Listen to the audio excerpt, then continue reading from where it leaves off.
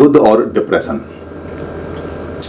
बहुत सारे लोगों की डिमांड आई कि आप भगवान बुध और डिप्रेशन के बारे में बताएं, क्योंकि बहुत सारे लोग अवसाद से और डिप्रेशन से परेशान हैं। और उससे भी ज़्यादा जो बुरी बात है वो ये है कि लोगों ने डिप्रेशन दूर करने का, अवसाद दूर करने का और ये जो मन मरा हुआ होता है इसका व्यवसाय किया हुआ है और व्यापार किया हुआ है। लोग इस कदर व्यापार कर रहे हैं कि तरह तरह के, हजार तरह के उपाय बना बना के बेच रहे हैं। उनकी वीडियो चल रही हैं, उनके सेंटर चल रहे हैं जहां वो कहते हैं कि हम डिप्रेशन दूर करेंगे, और उसमें लोग जाते हैं मगर डिप्रेशन दूर नहीं होता। इस कारण से लोग जानने के लिए उत्सुक हैं कि भगवान बुद्ध के समय में डिप्रेशन कैसे दूर होता था और भगवान बुद्ध इसके लिए क्या करते थे। दरअसल हकीकत यह है कि भगवान बुद्ध डिप्रेशन के दूर करने के अब तक के सबसे बड़े डॉक्टर रहे हैं, सबसे बड़े चिकित्सक रहे हैं, क्योंकि उन्होंने तो सारा का सारा मन का विज्ञान ही, यानी कि जो नाम है और जो रूप है या जो सॉफ्टवेयर है जैसे काम करता है वही सीखा और वही लोगों को सिखाया। और उन्होंने अपने जैसे हजारों डॉक्टर भी, मनोचिकित्सक पैदा किए जो पूरे जगह जगह घूमकर भारत में उस समय लोगों का उपचार करते थे। बहुत सारी कहानियां हैं जिसमें जैसे किसा गौतमी है। किसा गौतमी बिल्कुल मेंटली डिस्टर्ब हो गई थी, पागल हो गई थी, और बहुत ज्यादा जैसे पटाचारा है जिसका पूरा का पूरा परिवार, जिसका माय का बच्चे, परिवार, माता पिता, भाई बहन एक ही दिन में समाप्त हो गए थे। ऐसी बहुत सारी कहानियां हैं जिनमें उन्होंने मानसिक रूप से विक्षिप्त लोगों को बिल्कुल डिस्ट्रॉय लोगों को ठीक किया और उनके जीवन को सफल किया। उससे पता चलता है कि उन्होंने, और उनकी जितनी भी धमपद में कहानियां हैं या जितनी भी जो रोचक बातें हैं वो सभी मनोविज्ञान से, और उन्होंने बहुत सारे लोगों का अवसाद और डिप्रेशन दूर किया। इसलिए ये जो मैं वीडियो आपको बना रहा हूं, ये वीडियो आप उनको भेजें जो डिप्रेशन से या अवसाद से परेशान हैं और जिनको बेचारों को ये भी नहीं पता कि उन्हें डिप्रेशन है या वो अवसाद में या बहुत ज्यादा उनका मन विक्षिप्त हो चुका है, डैमेज हो चुका है, खराब हो चुका है, उनको जरूर भेजें। 3 बातें होती हैं जो मन से पता चलता है कि हम कब डिप्रेशन में और कब अवसाद में जा रहे हैं। एक, हमारा मन कहता है कि हमें कोई चीज चाहिए और वो हमें ना मिले और वो हमारे मन में घिर जाए, उसकी एक फाइल बन जाए और वो बार बार रिपीट हो, बार बार उसकी पुनरावृत्ति हो, बार बार वो आए मन में कि हमको ये चाहिए। वो कुछ भी हो सकता है, चाहे कोई वस्तु है, चाहे वो कोई जगह है या कोई जमीन है, घूमना है, फिरना है, या मन में कोई आपने पैदा कर लिया है, मन के अंदर कोई चीज पैदा कर ली है, बेशक वो बाहर नहीं है मगर आपने मन में पैदा कर ली है।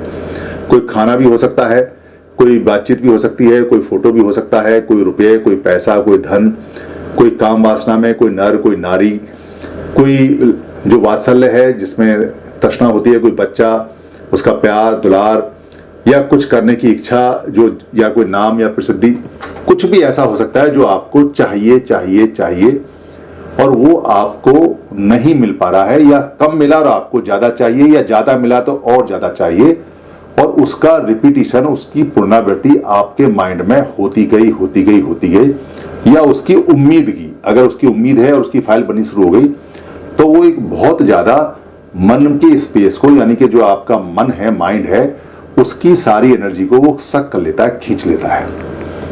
दूसरा कारण है जब आपको नहीं चाहिए,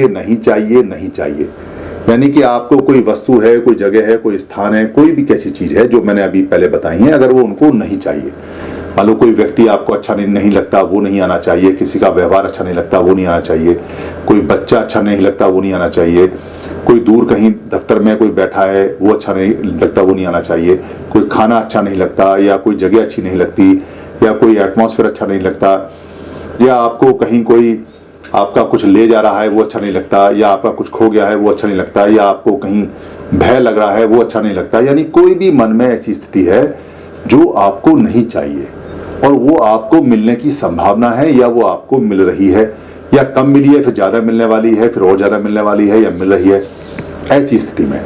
और तीसरी स्थिति है जब कभी चाहिए कभी नहीं चाहिए, यानी कि कभी मन करे कि ये चाहिए और कभी मन करे ये नहीं चाहिए, और वो इकट्ठा होता रहे, बड़ा होता रहे मन के अंदर। उस समय ये जो इसको जो चाहिए चाहिए इसको राग बोलते हैं, और जो नहीं चाहिए उसको द्वेष बोलते हैं, और जो कभी चाहिए कभी नहीं चाहिए उसको मोह और मूढ़ता बोलते हैं। मोह वो वाला शब्द नहीं है जो बच्चे से मोह होता है या माँ से मोह होता है या किसी खाने से मोह होता है। मोह पाली का अंदर है, मोह मूढ़ता इसको बोलते हैं, कभी चाहिए कभी नहीं चाहिए। तो तीन शब्द के तीन चीजों की वजह से हमें अवसाद आता है, डिप्रेशन आता है, हमारा मन मरना शुरू हो जाता है, हमारा जो मन है वो मृत्यु की तरफ जाना शुरू होता है। राग यानी चाहिए, द्वेष यानी कि नहीं चाहिए, और कभी चाहिए कभी नहीं चाहिए यानी मोह मूढ़ता की पोजीशन और स्थिति। जब ये स्थिति बढ़ जाती हैं और इसकी फाइलें ज्यादा बढ़ जाती हैं, इसका रिपीटेशन ज्यादा होता है, तो एक समय ऐसा आता है कि आपको आपकी सोच में, आपके मन में इसके अलावा कोई बात ही नहीं आती। और जब इसके अलावा कोई बात नहीं आती तब आपके सारे काम बंद हो जाते हैं, सारी फाइलें बंद हो जाती हैं, सारी चीजें खत्म हो जाती हैं। फिर यही फाइल खुलेगी। आपको या तो चाहिए चाहिए या नहीं चाहिए, या कभी चाहिए कभी नहीं चाहिए। इस स्थिति को जनरल भाषा में कहते हैं पागल हो गया, कहते हैं इसका दिमाग खराब हो गया, इसकी मेंटल स्थिति ठीक नहीं है, इसका मेंटल डिसऑर्डर हो गया, ये डिप्रेशन में चला गया, ये अवसाद में चला गया। जब सारी फाइलें वो बंद कर देता है और सारा स्पेस माइंड का और सारा स्पेस आपकी मेमोरी का यही फाइल घेर लेती है, और ये रिपीट होती है।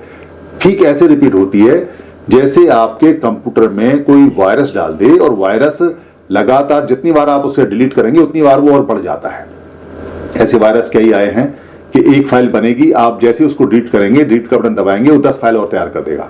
10 दबाएंगे तो वो 100 कर देगा, 100 दबाएंगे तो 1000 कर देगा, 10 टाइम्स मल्टीप्लाई होता रहता है, और वो सारे सिस्टम को अपने कब्जे में ले लेता है। ठीक ऐसे ही, क्योंकि सारा सिस्टम कंप्यूटर का माइंड का वही है, और माइंड के सिस्टम को देख के ही सॉफ्टवेयर बनाए जा रहे हैं, तो उसमें जो रिपीटेशन हो रहा है वो रिपीटेशन सारी एनर्जी सारी फाइल पे कब्जा कर लेता है, और कब्जा करने के बाद में वो आपकी हर फाइल को बंद कर देता है।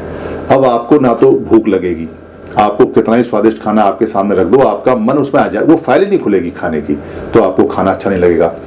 आपके शरीर की एक्टिविटीज कम हो जाएंगी, क्योंकि जो एक्टिविटीज आपके शरीर में आपको हेल्दी बनाने की लगती हैं वो फाइलें बंद होनी शुरू हो जाएंगी, तो आपका शरीर कमजोर होना शुरू हो जाएगा। आप किसी काम में ध्यान नहीं देंगे, आपको कोई भी चीज अच्छी नहीं लगेगी, क्योंकि जो आप देख रहे हैं वो अंदर तक जा नहीं रहा है, सिर्फ आंखों तक है, वो मन में नहीं आ रहा है। मन में तो कब्जा हो रहा है किसी और चीज का, तो जो देख रहे हैं वो अच्छा नहीं लगेगा। कोई गाना सुनेंगे आप तो वो गाना अच्छा नहीं लगेगा, कोई पिक्चर देखेंगे तो वो पिक्चर अच्छी नहीं लगेगी, कुछ बहुत ज्यादा जो आपका स्वादिष्ट खाना जो आप हमेशा खाते हैं वो खाएंगे तो अच्छा नहीं लगेगा। अगर आप घूमने के शौकीन हैं, घूमने जाएंगे तो वो भी अच्छा नहीं लगेगा। आप अगर कपड़े पहनने के शौकीन है, कपड़ा पहनना अच्छा लगता है, तो वो भी आपकी फाइल नहीं खुलेगी। यानी धीरे धीरे करके वो आपकी सारी फाइलों पर कब्जा कर लेगा, और फिर वो आपकी डेथ की फाइल खोलता है।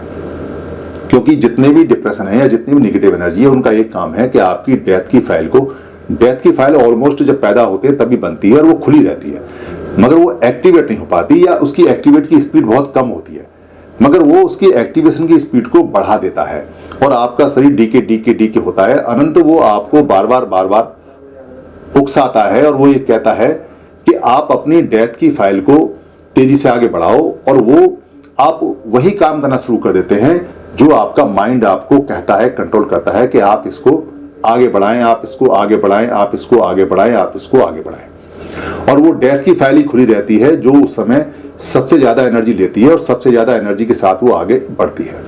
इसलिए डिप्रेशन का जो शिकार व्यक्ति है उसको ये समझ में नहीं आता कि उसका मरने का मन क्यों कर रहा है, वो क्यों मरना चाहता है, उसको ये पता नहीं चल पाता कि ये उसकी मरने की इच्छा आई कैसे। क्योंकि ह्यूमन सॉफ्टवेयर के अंदर, ह्यूमन के अंदर मरने की इच्छा नहीं आती। एक 100 साल का 200 साल का व्यक्ति जो जीवित होगा, अगर आप उससे कहोगे कि बाबा क्या कष्ट है, अम्मा क्या कष्ट है, तो वो कहेंगे हाथ नहीं चलते, पैर नहीं चलते, आंखें खराब हो गई, सुनाई देता नहीं है, अरे हम तो चले जाएं यहाँ से, हमें तो दुनिया से उठ जाएं, हम तो मर जाएं तो ज्यादा अच्छा होगा। और जैसे ही आप उनसे कहोगे कल आपका मरने का दिन है, आप मरोगे, तो कहेंगे नहीं अभी हमें नहीं मरना, अभी तो हमें 100 साल जीना है। यानी डेथ की फाइल को ओवरकम करके आदमी हमेशा जीवित रहना चाहता है, और वो अपनी डेथ की फाइल को हमेशा बंद करके रखता है, दबा के, नहीं मरना है, नहीं मरना है।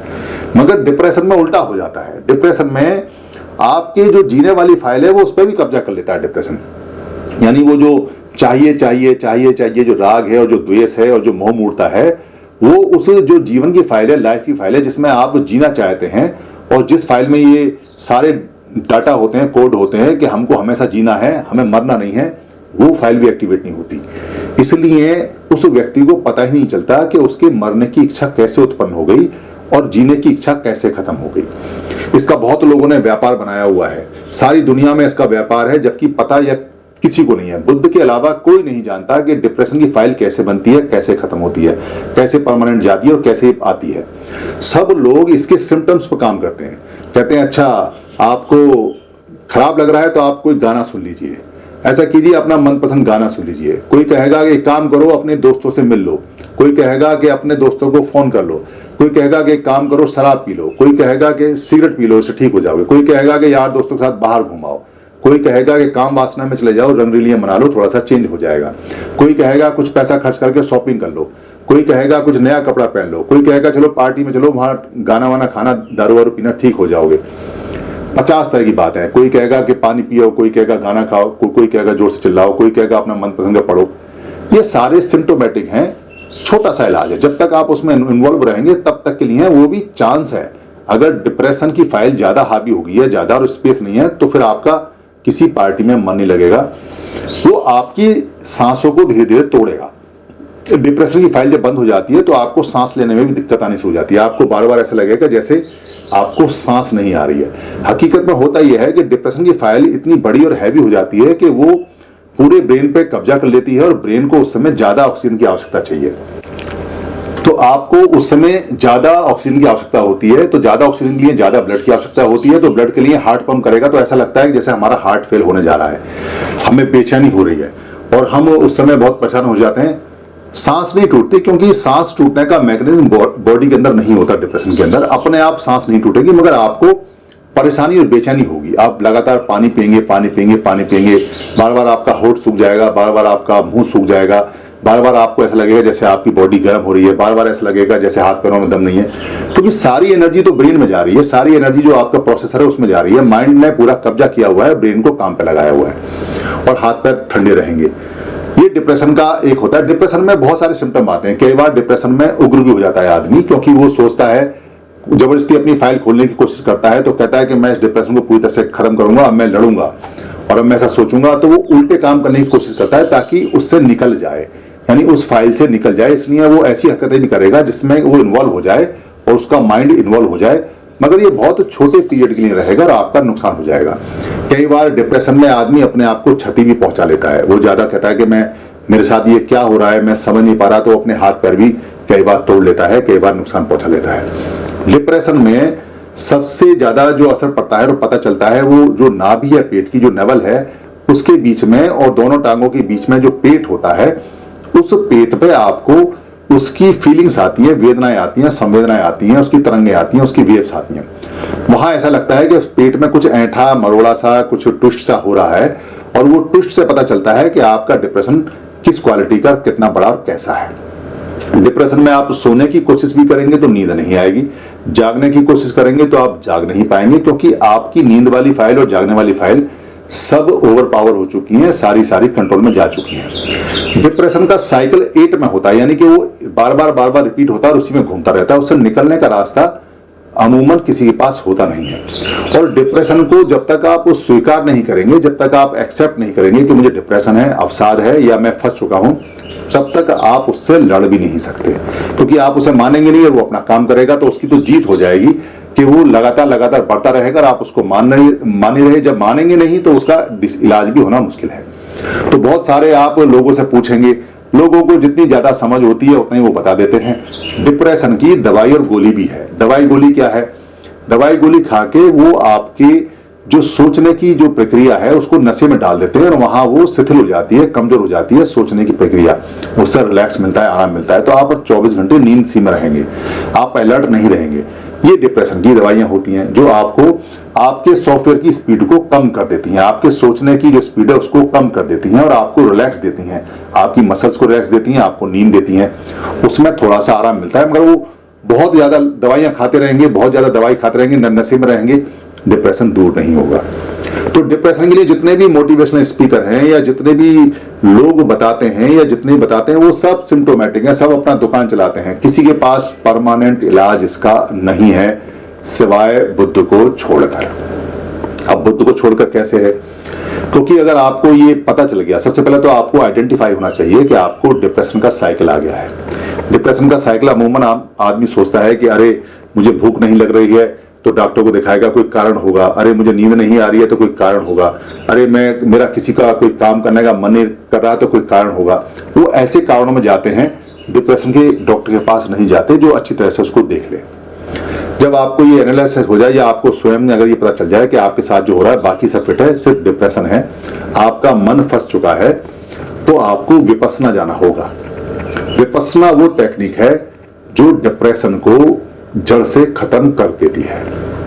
और आप डिप्रेशन को जैसे आते हुए अगर जानकार हैं, समझदार हैं, देख सकते हैं, तो डिप्रेशन भी जाते हुए दिखाई देता है। डिप्रेशन धीरे धीरे धीरे धीरे करके किसी का चौथे दिन, किसी का 5वें दिन, किसी का 6ठे दिन, किसी का 7वें दिन और 10वें दिन तक तो सबका डिप्रेशन दूर हो ही जाता है, अगर वहां जैसे बताते हैं उस टेक्निक के हिसाब से आप विपस्सना करते हैं, साधना करते हैं। बुद्ध ने जो रिपीटिशन ऑफ फाइल है, उस रिपीटिशन ऑफ फाइल को बिल्कुल नहीं छेड़ा, उन्होंने उसको बिल्कुल शांत कर दिया और विपस्सना साधना के थ्रू एक दूसरे काम में लगाया, जिस दूसरे काम में रिपीटिशन नहीं होता बल्कि रिमूवल ऑफ फाइल्स होता है। यानी जो फाइल बनी है वो डायरेक्ट रिमूव होनी शुरू हो जाती है, उनको स्टॉप नहीं करते, ना ही उसमें एनर्जी लगाते, उनको उस विपस्सना की टेक्निक से वो डिलीट होनी शुरू हो जाती है।